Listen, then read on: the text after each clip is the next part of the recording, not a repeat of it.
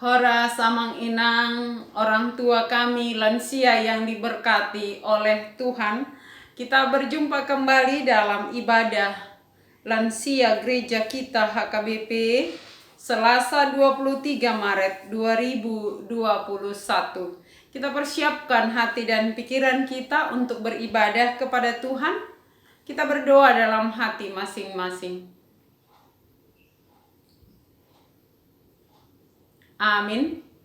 Marede mahita sian bukwede nomor 580 sada ayat sada.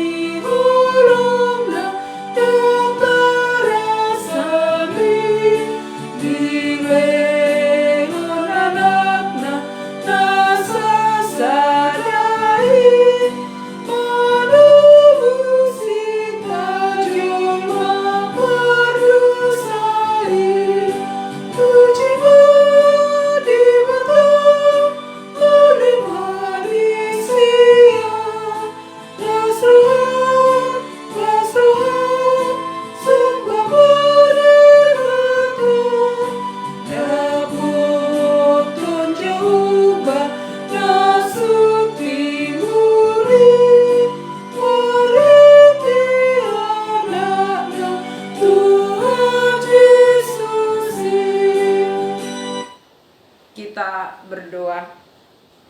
Kami memuji memuliakan nama-Mu ya Allah yang mengasihi kami di dalam anak-Mu Yesus Kristus. Oleh karena kasih-Mu Kau mengutus anak-Mu untuk menebus kami dari dosa. Dalam rasa syukur atas kasih-Mu itu, kami datang beribadah kepadamu, memuji dan memuliakan Engkau. Karena itu Tuhan, berkenanlah Engkau hadir dalam ibadah kami dari awal sampai akhir. Di dalam nama Allah Bapa, Anak dan Roh Kudus kami beribadah. Amin. Firman Tuhan yang menjadi renungan kita di PA Lansia hari ini diambil dari Injil Matius pasal 21 ayat 1 sampai 11. Matius 21 ayat 1 sampai 11, demikian firman Tuhan. Ketika Yesus dan murid-muridnya telah dekat Yerusalem dan tiba di Betfage yang terletak di Bukit Zaitun, Yesus menyuruh 2 orang muridnya dengan pesan, "Pergilah ke kampung yang di depanmu itu, dan di situ kamu akan segera menemukan seekor keledai betina tertambat dan anaknya ada dekatnya. Lepaskanlah keledai itu dan bawalah keduanya kepadaku. Dan jikalau ada orang menegur kamu, katakanlah, Tuhan memerlukannya, ia akan segera mengembalikannya." Hal itu terjadi supaya genaplah firman yang disampaikan oleh Nabi, "Katakanlah kepada putri Sion, lihat rajamu datang kepadamu. Ia lemah lembut dan mengendarai seekor keledai beban yang mudah." Maka pergilah murid-murid itu dan berbuat seperti yang ditugaskan Yesus kepada mereka. Mereka membawa keledai betina itu bersama anaknya, lalu mengalasinya dengan pakaian mereka, dan Yesus pun naik ke atasnya. Orang banyak yang sangat besar jumlahnya menghamparkan pakaiannya di jalan.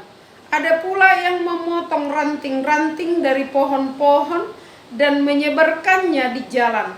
Dan orang banyak yang berjalan di depan Yesus dan yang mengikutinya dari belakang berseru katanya, "Hosana bagi anak Daud, diberkatilah dia yang datang dalam nama Tuhan. Hosana di tempat yang maha tinggi." Dan ketika ia masuk ke Yerusalem, gemparlah seluruh kota itu, dan orang berkata, "Siapakah orang ini?"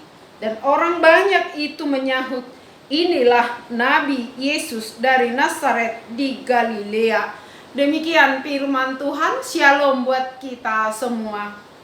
Amang inang orang tua kami lansia yang berbahagia, yang diberkati oleh Tuhan. Minggu ini merupakan minggu terakhir sebelum kita merayakan peringatan kematian dan kebangkitan Yesus. Dan kalau biasanya disebut minggu ini sudah minggu Palmarum. Palmarum yang berarti mare-mare. Kenapa disebutkan minggu ini Palmarum? Minggu ini Yesus memasuki Yerusalem sebelum dia ditangkap dan disambut oleh orang banyak yang disebut tadi jumlahnya sangat besar. Disambut dengan melambaikan daun palem. Kalau di Injil lainnya dalam hal ini dikatakan ada yang memotong ranting-ranting pohon-pohon dan menyebarkannya di jalan. Kalau Injil Yohanes jelas dikatakan daun palem, dalam bahasa Batak disebut mare-mare. Maka kalau ini adalah perjalanan Yesus menuju Yerusalem, itu sama dengan perjalanan memasuki puncak penderitaannya. Perjalanan memasuki Yerusalem ketika orang Israel akan merayakan hari raya Paskah. Tentu kita tahu Paskah orang Yahudi tidak sama dengan Paskah yang kita rayakan. Walau ada persamaannya, sama-sama merayakan kemenangan dan kebebasan. Tapi Paskahnya orang Yahudi adalah peringatan akan kebebasan nenek moyang mereka dari perbudakan di Mesir. Kita merayakan Paskah dalam rangka peringatan kemenangan Yesus, kebangkitan Yesus melawan seteru, kemenangan Yesus mengalahkan maut, musuh terakhir yang paling ditakuti oleh manusia. Yesus bangkit. Oleh karena itu, Paskah yang kita rayakan adalah Paskah tentang kebebasan dari perbudakan dosa. Amang inang orang tua kami yang dikasihi oleh Yesus, kalau dalam firman ini disampaikan kepada para lansia, perjalanan Yesus menuju, kalau kata lainnya, kematian. Perjalanan Yesus yang menyerahkan dirinya ke tangan musuh. Dalam hal ini kita boleh melihat bagaimana perjalanan itu. Yesus mengendarai seekor keledai betina. Dalam perjalanan itu, dia menyuruh murid-muridnya ketika hampir sampai di Yerusalem. Lalu Yesus menyuruh 2 orang muridnya dengan pesan, "Pergilah ke kampung yang di depanmu. Di situ ada seekor keledai betina tertambat dan anaknya ada di dekatnya." Ada pesan yang harus dilakukan oleh murid, tapi tidak disebut itu keledai siapa. Yang disebut adalah tandanya, keledai betina tertambat, di sampingnya ada anaknya. Dan yang kedua, pesannya kalau ada yang menegur dan bertanya, "Kenapa kamu mengambil keledai itu?" Katakan saja, Tuhan memerlukannya. Kalau perjalanan ini diutus, murid-muridnya disuruh untuk menemukan seekor keledai, Yesus tidak mengatakan itu keledai siapa. Yesus hanya memberi tanda. Dan Yesus tidak mengatakan bahwa keledai itu bisa diambil. Tetapi Yesus mengatakan jika ada yang menegur, katakan saja Tuhan memerlukan. Dan murid-murid itu pergi. 2 orang itu pergi tanpa harus melawan dan tanpa bicara. Mereka pergi dan melakukan sesuai dengan pesan Yesus. Lalu mereka membawa keledai itu. Apa yang dikatakan Yesus itu benar terjadi. Lalu murid-murid itu menghadapinya dengan berkata, ini kalau dikatakan kata kunci, Tuhan memerlukan dan ia akan segera mengembalikannya. Entah siapapun yang punya keledai, yang pasti keledainya diberi.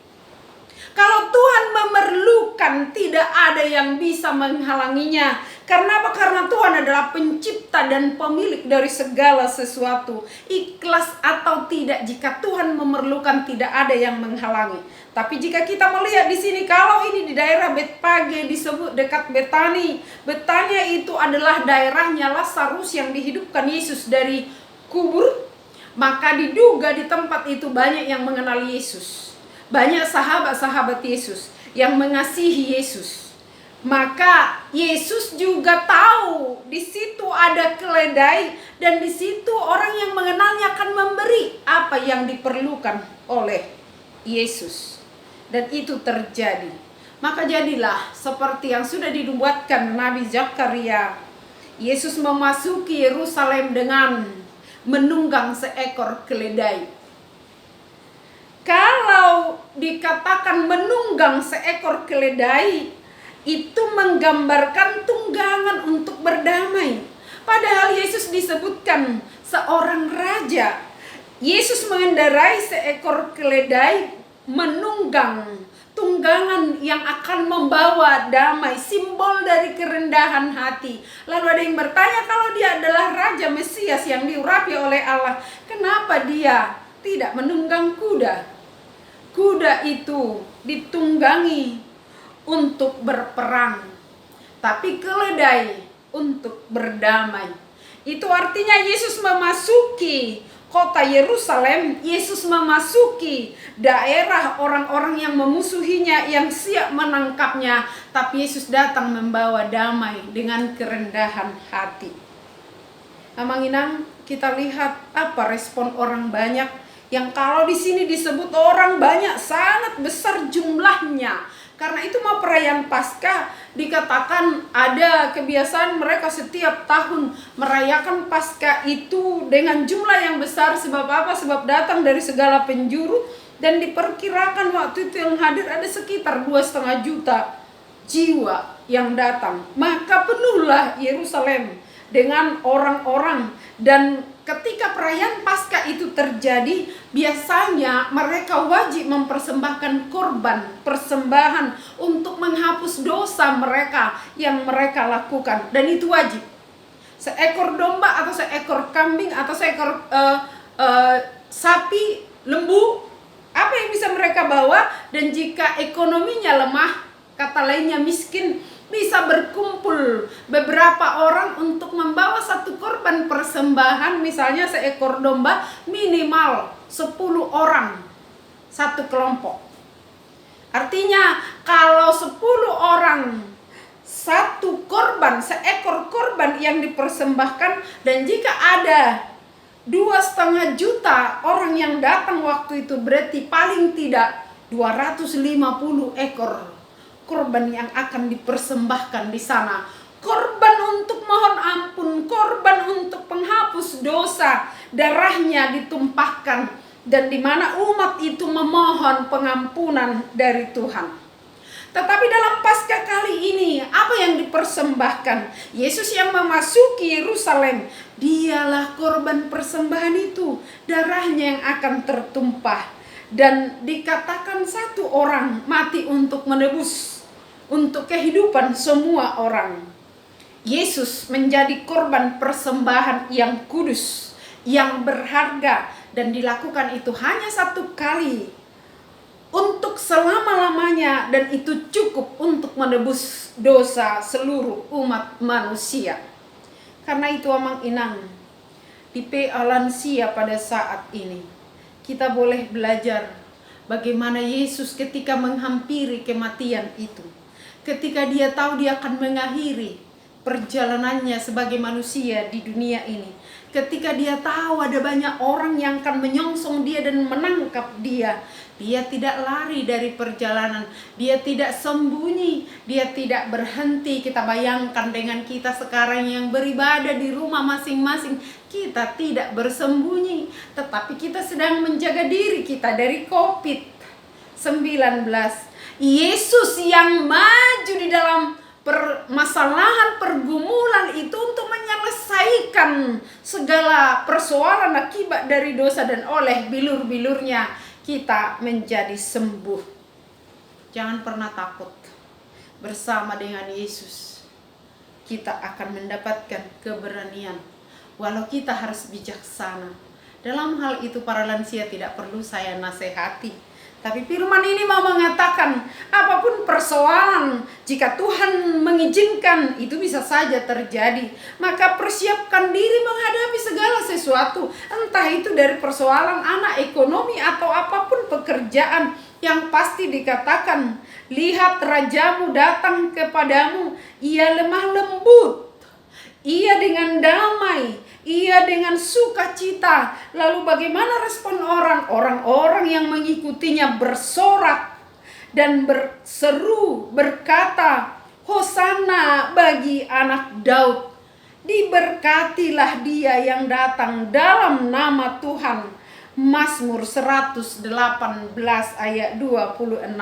Ketika ada suara yang berkata Hosana, itu adalah seruan permohonan untuk mengatakan, atau Hosana berarti selamatkan sekarang, bebaskan kami sekarang. Ini biasanya katanya seruan dari orang yang tertindas, yang memohon kepada raja atau kepada juru selamat atau kepada dewa yang disembah. Hosana, selamatkan kami sekarang. Ada seruan permohonan, karena ketika mereka melihat Yesus itu duduk di atas keledai, mereka tahu apa yang sudah dinubuatkan Nabi Zakaria. Maka mereka tahu yang datang itu adalah anak Daud, Mesias yang diurapi oleh Allah. Dia yang datang untuk membawa kebebasan. Walau mereka salah paham, mereka membayangkan kedatangan Yesus mengendarai keledai itu akan membebaskan mereka dari penjajah. Itulah sebabnya ketika kesalahpahaman itu terjadi, mereka tidak mengetahui, bahkan tidak peduli dengan apa yang sudah dinubuatkan. Walau mereka tahu nubuatan tentang Yesus itu sudah berulang kali dinubuatkan baik Yesaya, bahwa dia yang datang itu akan menderita, dihina, disesah, disalibkan, mati, dan dikuburkan. Tapi bagi mereka kedatangan anak Daud itu dibayangkan, diharapkan untuk membebaskan mereka dari kekuasaan dunia penjajah. Tapi Yesus datang lebih dari situ, membawa kedamaian di hati kita, membawa kedamaian di tengah lingkungan kita, dan hati yang damai walaupun situasi lingkungannya kacau, walaupun pandemi masih terus, pandemi COVID-19 masih terus merajalela. Tapi orang yang telah menerima Yesus yang membawa damai itu akan merasa tenang. Karena itu Mang Inang, lansia yang dikasih Yesus, sambutlah dia rajamu yang datang. Katakan, Hosana, bersoraklah karena kasih setia Tuhan. Bersorak akan kasih setia Tuhan. Walau dia harus mati, dia menghadapi demi kehidupan kita. Dan kata Hosana itu diserukan mau menandakan bahwa yang hadir, yang datang itu adalah orang yang adalah tokoh, raja, juru selamat, Mesias yang sudah dinubuatkan, yang sudah dijanjikan. Yesus terus memasuki jalan itu, dan orang-orang bertanya, siapa orang ini? Dia adalah Nabi, dikatakan Yesus dari Nazaret di Galilea. Walau mereka mengatakan itu dari ketidaktahuan mereka, tapi apa yang dikatakan? Yesus itu adalah raja, nabi, imam besar. Dia datang menjadi korban persembahan di Paskah, agar tidak lagi membawa kambing, domba, lembu, sapi, atau apapun. Sampai bisa kita bayangkan ya, kalau sampai 250.000 ekor yang harus dipersembahkan oleh 2,5 juta penduduk, maka akan sebanyak apa yang dipotong di sana. Tapi seorang juru selamat, Yesus memberikan dirinya menjadi korban supaya kita tidak lagi mempersembahkan korban seperti yang dilakukan oleh orang-orang Yahudi. Kita bersyukur, kita bersorak akan kasih Allah yang menyelamatkan itu, akan pengorbanannya. Marulo polo mahita ala asini rohani debata, nama ngalir tiki dope dihita bui beribadah, berPA mendengar firman Tuhan walau hanya lewat YouTube ini. Tetaplah bersyukur, bersorak atas kasih Tuhan, akan kasih Tuhan yang masih memberi kita kesempatan kehidupan, dan atas kasih Tuhan yang masih memperdengarkan firman-Nya bahwa Tuhan sudah memasuki rumah kita, tidak lagi mengendarai seekor keledai, tetapi dengan kuasa Roh Kudus-Nya Dia masuk ke hati kita, ke rumah kita, dan tugas kita sambut Dia. Dan kalau Tuhan mengatakan inang amang lansia, walau sudah lansia, Tuhan memerlukan apa yang di rumahmu itu. Sekarang sedang berjuang HKBP untuk dana pensiun. Apa yang dilakukan para lansia? Kalau Tuhan sekarang berkata, pergilah, jangan perhitungkan usiamu, karena lansia bukan berarti tidak berguna. Lansia berguna, lansia luar biasa. Tuhan mau memakai orang tua kami para lansia. Pergilah, katakan kepada anakmu, Tuhan memerlukan. Pergilah, katakan kepada anakmu, Tuhan sudah hadir. Lihat, Dia datang membawa damai, agar kedamaian dan sukacita ada di rumah kita masing-masing. Tuhan memberkati. Amin. Kita berdoa. Terima kasih Tuhan atas firman-Mu yang mengingatkan kami akan pengorbanan-Mu. Begitu besar kasih setiamu Tuhan, yang harus dipersembahkan begitu banyak korban-korban yang harus dipersembahkan, tetapi Tuhan gantikan itu dengan dirimu sendiri, nyawamu, darahmu yang tertumpah, sehingga kami tidak lagi harus membawa korban binatang, hewan, domba, sapi, atau apapun untuk menebus dosa kami, tetapi darahmu cukup memulihkan kami, cukup menebus kami dari perbudakan dosa itu. Tuhan, sebentar lagi kami akan merayakan hari peringatan kematian-Mu dan kebangkitan-Mu.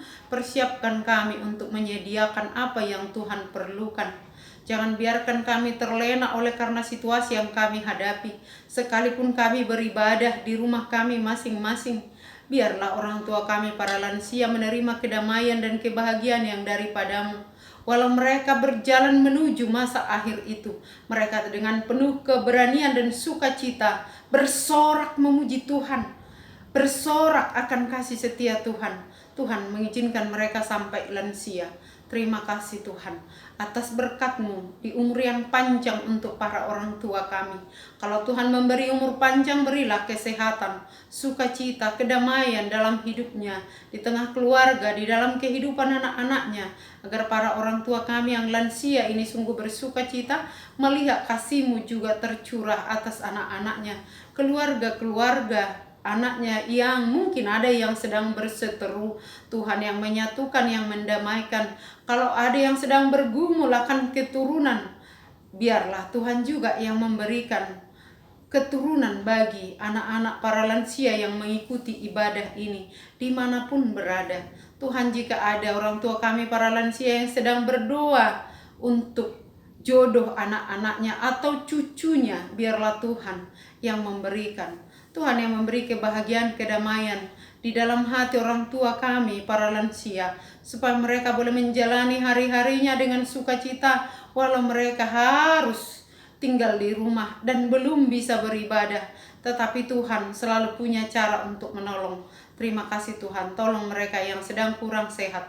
Kami terus berdoa untuk orang tua kami, Inang Sintua Erhuta Soe, Tinang Dorcas Boru Pasaribu, untuk Inang Profesor Silalahi Boru Huta Barat, dan untuk semua jemaat-Mu yang sedang kurang sehat.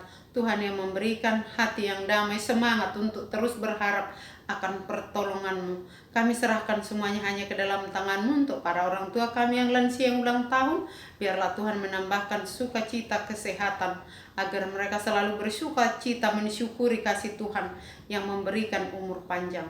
Terima kasih Tuhan, ampuni kami atas segala kekurangan kami, dan datanglah, masuklah di dalam hati kami masing-masing, supaya kami hidup dalam kedamaian dan sukacita. Dalam nama Yesus kami berdoa. Amin. Mari demahita sian buku deo 435 ya sada lasta pasahat peleata.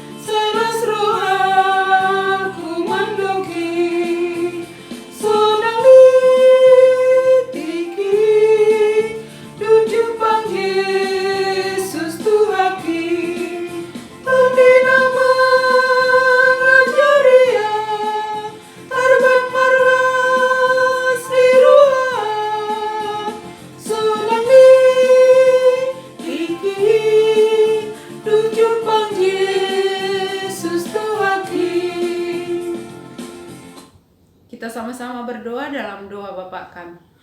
Bapa kami yang di surga, dikuduskanlah namamu, datanglah kerajaanmu, jadilah kehendakmu di bumi seperti di surga. Berikanlah kami pada hari ini makanan kami secukupnya, dan ampunilah kami akan kesalahan kami, seperti kami juga telah mengampuni orang yang bersalah kepada kami. Dan janganlah membawa kami ke dalam pencobaan, tapi lepaskanlah kami daripada yang jahat. Karena Engkau yang punya kerajaan dan kekuasaan dan kemuliaan sampai selama-lamanya. Amin. Anugerah Tuhan kita Yesus Kristus, kasih karunia Allah Bapa, serta persekutuan Roh Kudus menyertai kamu sekalian. Amin. Horas, salam sehat untuk kita semua.